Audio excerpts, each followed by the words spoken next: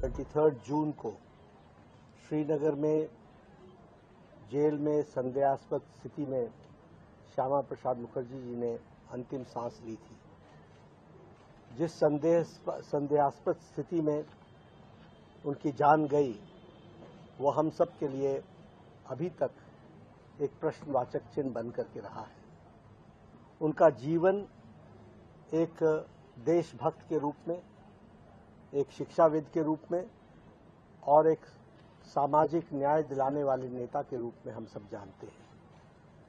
अगर मैं शिक्षाविद की बात करूं तो Shyama Prasad Mukherjee was one of the youngest vice chancellor of Calcutta university. सबसे कम उम्र में वाइस चांसलर बनने वाले और बहुआयामी प्रतिभा के मालिक थे। वो शिक्षाविद थे। बाद में उन्होंने देशभक्ति के कारण राजनीति में कदम लिया और आज हम ये कह सकते हैं कि जो वर्तमान पंजाब है और वर्तमान पश्चिम बंगाल है, यह उनकी ही देन है।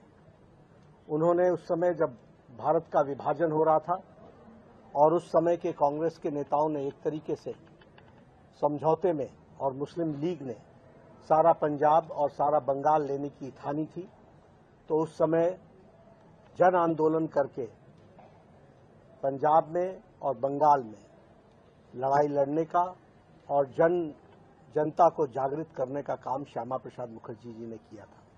और इस कारण से आज जो हम वर्तमान पंजाब देखते हैं, वर्तमान बंगाल देखते हैं, यह उनकी ही देन है जो ये भारत देश के साथ हम सब लोग अपने अखंड भारत में देखते हैं।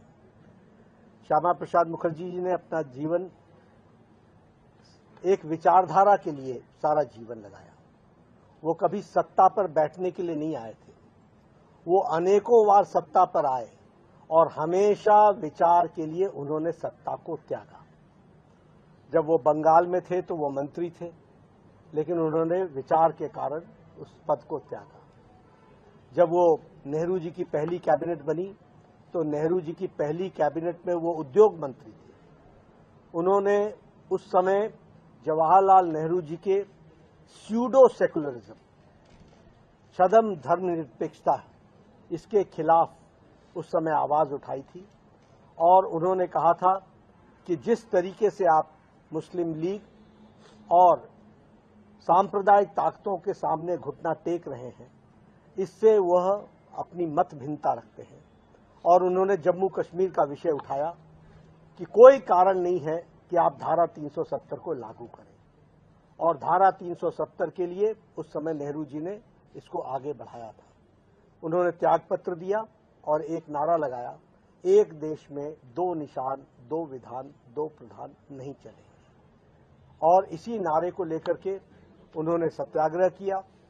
और हमें सबको मालूम है कि उस समय जम्मू कश्मीर में जाने के लिए धारा 370 के तहत पासपोर्ट सिस्टम होता था, पास बनता था। उन्होंने पास नहीं लिया।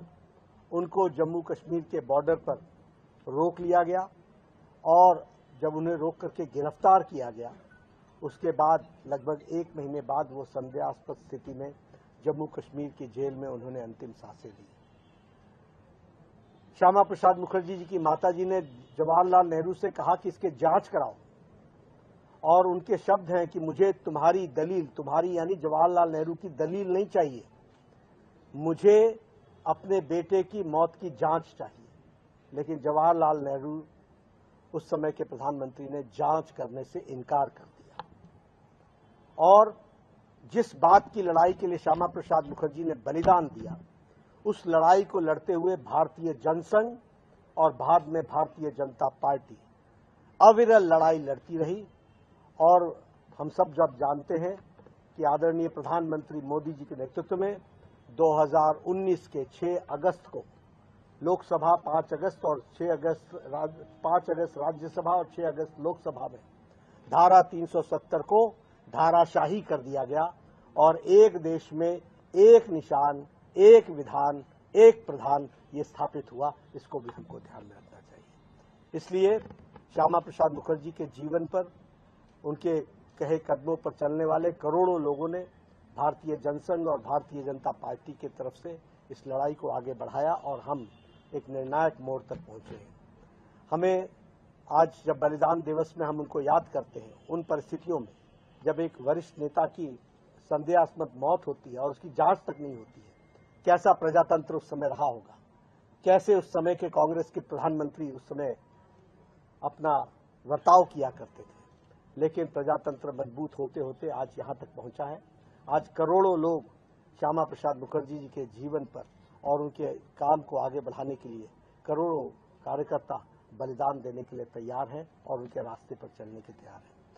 हम हर साल ये बलिदान दिवस मनाते हैं, इस वर्ष भी हम मना रहे हैं और इस वर्ष हम लोगों ने इसको पर्यावरण से भी जोड़ा है और जैसा कि प्रधानमंत्री जी का आह्वान है, एक पेड़ माँ के नाम, तो हम लोगों ने भी इस कार्यक्रम को बलिदान दिवस से जोड़ते हुए और श्यामा प्रसाद मुखर्जी के जन्म जयंती तक हम लोग लाखों कार्यकर्ता, हर एक कोई अपने परिवार के नाम पर, हमें मालूम है कि जिस तरीके से माता पूरे परिवार को सिंचित करती है, उसकी संरक्षण करती है, उसको पोषित करती है, उसी तरीके से एक पेड़ सारे समाज को पोषित करता है और सारे समाज की रक्षा करता है। वो खुद धूप सहता है, दूसरों को छाया देता है। जिस प्रकार एक माँ अपने सब दुख के साथ पूरे परिवार को संरक्षित करती है, इसलिए एक पेड़ माँ के नाम इस कार्यक्रम को भी हम आगे बढ़ा रहे हैं। और मेरा कार्यकर्ताओं से अपील है कि सभी कार्यकर्ता किसी बागवान में, किसी बगीचे में, किसी गार्डन में, कहीं स्थान पर जाकर एक पेड़ माँ के नाम जरूर लगाएं और पर्यावरण से अपने आप को जोड़े, इस कार्यक्रम को भी पूरा करें। मैं अंत में एक ही बात कहूँगा कि बलिदान दिवस के दिन ईश्वर हम सबको शक्ति दे कि भारत को एक मजबूत राष्ट्र के रूप में, एक शक्तिशाली और सुरक्षित भारत के रूप में प्रधानमंत्री मोदी जी के नेतृत्व में हम आगे बढ़ाएं और सभी लोग कार्यकर्ता पूरी ताकत के साथ एक विकसित भारत की कल्पना को, एक आत्मनिर्भर भारत को आगे बढ़ाएं। यही सच्ची श्रद्धांजलि होगी श्यामा प्रसाद मुखर्जी।